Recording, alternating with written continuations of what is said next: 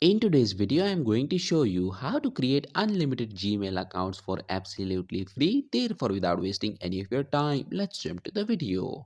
So in order to create unlimited Gmail accounts, what you need to do is to open your internet browser, and in the search bar, you need to type tempmail, TEMPMAIL, and click on search. Now tap on this first link and wait for a few moments. Once this email address is created, click on copy, and using this email address create your account on Gmail. Once the account is created, a verification code will be sent to this email address to verify your new Gmail account.